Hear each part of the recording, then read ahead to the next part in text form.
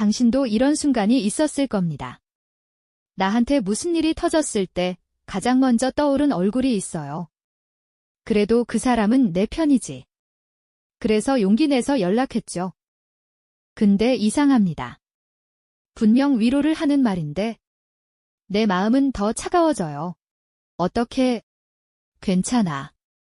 그 말은 착한데 눈빛이 이상하게 맑고 또렷해요. 내 얘기를 듣는 속도가 너무 빠르고 질문이 유난히 많고 어떤 장면에서는 웃음을 삼키는 것 같은 표정이 스쳐갑니다. 그 순간 드는 감정이 뭔지 아세요? 슬픔도 분노도 아니에요. 정확히는 모멸감에 가까운 위화감입니다. 내가 지금 무너졌는데 너는 왜 생기가 돌아? 입으로는 걱정하는데 표정은 묘하게 살아있는 그 느낌. 그거 하나 때문에 집에 돌아가서도 계속 떠올라요. 그리고 결국 이런 생각까지 가죠. 내가 너무 예민한 걸까?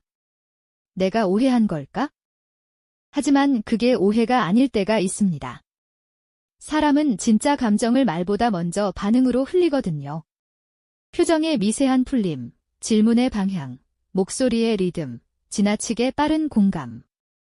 당신은 그걸 정확히 봤을 뿐이에요. 당신이 가장 믿었던 사람의 표정이 왜 그날따라 유난히 또렷했는지 아직도 잊히지 않죠. 내가 무너졌다고 말하는 순간 그 사람은 분명 위로를 했습니다. 괜찮아. 진짜 힘들었겠다. 말은 착했고 목소리도 걱정스러웠어요. 그런데 이상하게도 그 말이 내 마음을 살리지 못했습니다. 오히려 더 차갑게 만들었습니다. 왜냐면 말이 아니라 눈이 말하고 있었거든요. 걱정하는 말투인데 눈빛은 묘하게 맑고 생기가 돌고 내가 말하는 디테일을 하나도 놓치지 않으려는 집중이 느껴졌습니다. 그 집중이 너무 과해서 순간 이런 생각이 스칩니다. 나 지금 힘든 얘기 하는데 너는 왜 이렇게 생기 있어? 이 감정은 단순한 서운함이 아닙니다. 배신감도 아니고요. 정확히는 모멸감에 가까운 위화감입니다. 내 불행이 누군가에겐 재미가 될 수도 있구나.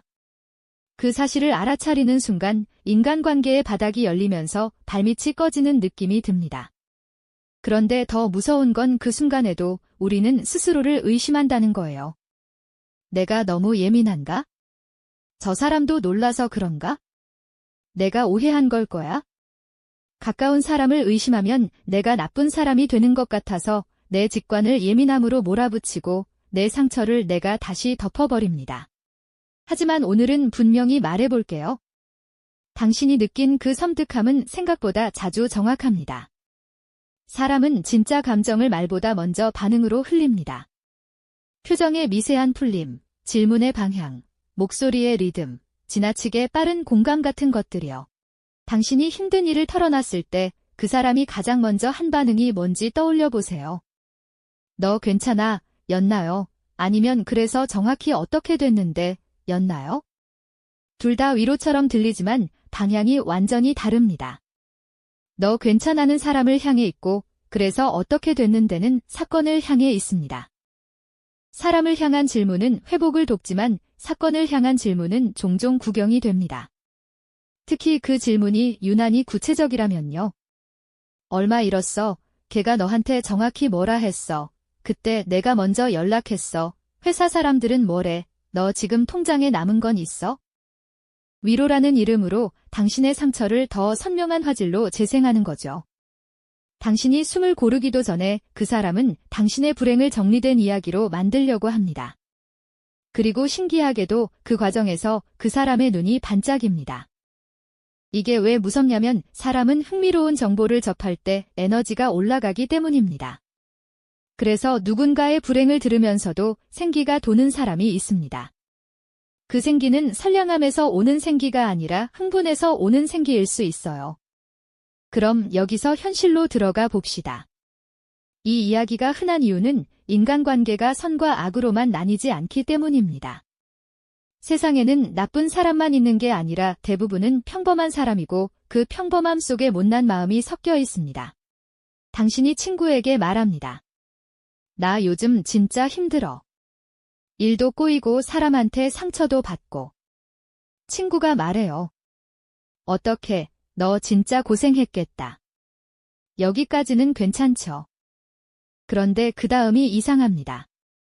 그래서 그 사람이 너한테 뭐라 했는데 너는 거기서 울었어. 근데 너도 좀 잘못한 거 아니야. 솔직히 너가 너무 착해서 그런 거지.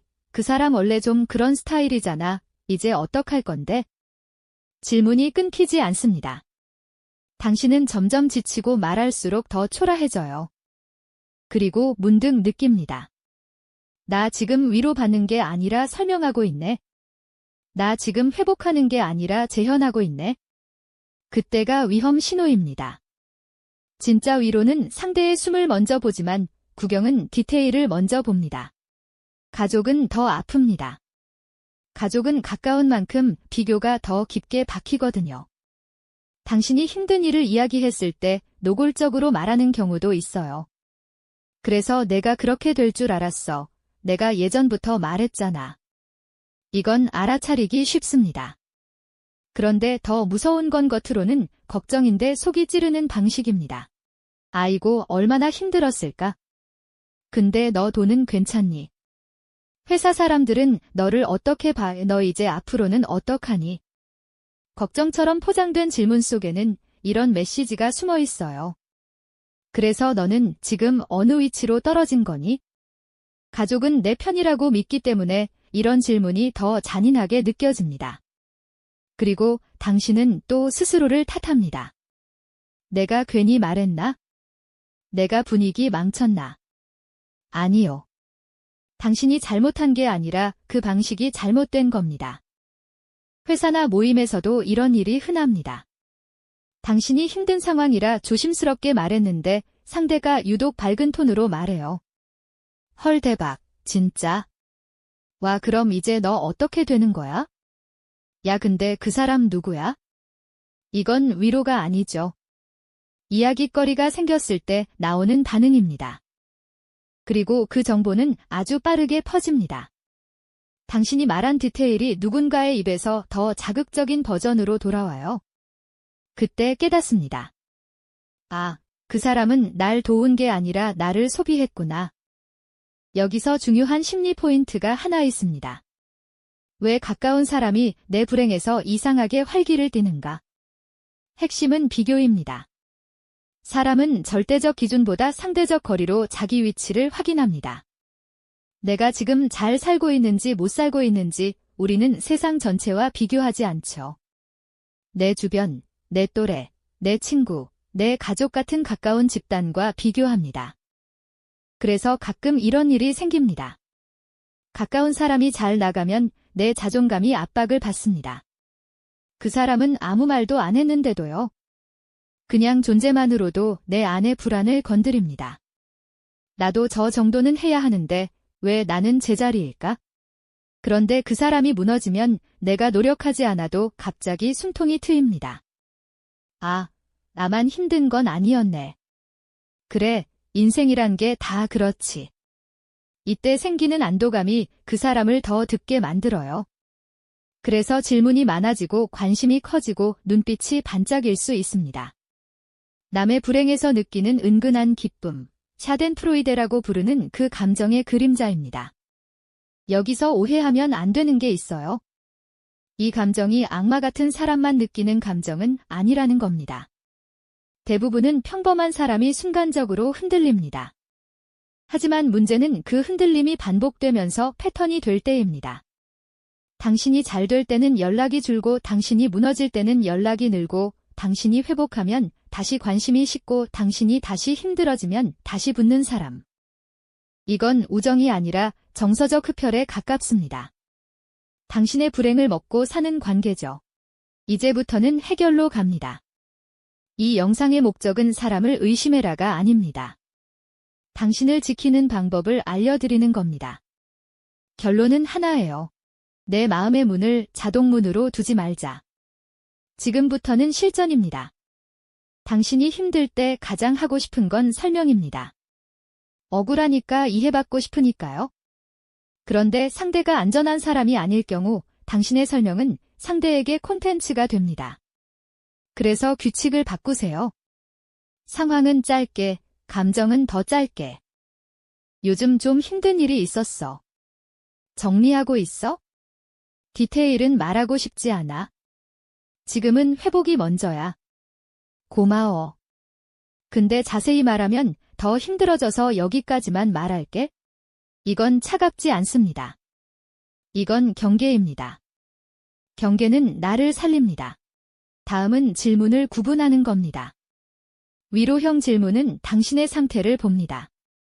밥은 먹었어? 잠은 잤어? 내가 제일 힘든 포인트가 뭐야? 지금 필요한 게 있어? 구경형 질문은 사건을 키웁니다. 그래서 걔가 뭐라 했는데, 정확히 얼마야? 이름이 뭐야? 누구한테 말했어? 구경형 질문이 계속되면 이렇게 끊으세요. 그 얘기는 나중에. 지금은 내 컨디션부터 챙길래. 디테일 말하면 더 무너져서 여기까지만. 이 한 문장이 당신을 구합니다. 그리고 회복 전에는 과정을 공유하지 말고 결과를 공유하세요. 당신이 아직 흔들릴 때 과정을 공유하면 주변의 시선이 당신을 더 흔듭니다. 과정은 아주 소수에게, 결과는 넓게. 이건 비밀주의가 아니라 성숙한 자기보호입니다. 또 하나, 선한 사람은 자꾸 설명으로 관계를 고치려 합니다. 내가 이렇게 힘든 이유는 내가 왜 예민하냐면. 하지만 비교 심리는 설명으로 고쳐지지 않습니다. 특히 상대가 당신을 비교 대상으로 쓰고 있다면 더더욱요. 바꿀 건 상대가 아니라 거리입니다. 연락 빈도를 낮추고 개인 이야기 양을 줄이고 중요한 순간에 그 사람을 첫 번째 선택지에서 빼세요. 이건 복수가 아니라 위생입니다. 마지막으로 가장 중요한 말입니다. 당신이 틀린 게 아닙니다. 당신이 무너졌을 때 누군가가 반짝였다고 해서 당신이 약해진 게 아닙니다. 당신의 가치가 떨어진 게 아닙니다. 오히려 당신이 빛나왔기 때문에 그 사람의 그림자가 더 선명해진 겁니다. 당신이 잘 되는 동안 그 사람은 말로는 축하했지만 마음속 어딘가에서는 계속 비교하고 있었을지도 몰라요. 그러다 당신이 흔들리자 그 비교가 잠깐 멈추면서 숨을 쉬게 된 거죠. 그건 당신 탓이 아닙니다. 그건 그 사람의 결핍이 만든 반응입니다. 오늘 이 영상에서 딱 하나만 기억하면 좋겠습니다. 내 불행을 구경하는 사람에게 내 진심을 쓰지 말자. 위로는 말이 아니라 태도입니다.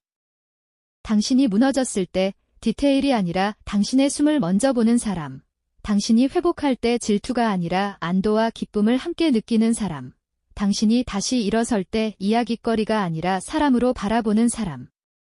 그런 사람에게만 당신의 이야기를 주세요. 혹시 지금 내 주변에 그런 사람이 꽤 있는 것 같은데라는 생각이 든다면 그건 절망이 아니라 시작입니다. 당신의 인간관계가 드디어 운이 아니라 기술로 바뀌기 시작했다는 뜻이니까요. 당신은 누구에게도 자기 불행으로 위안을 제공할 의무가 없습니다.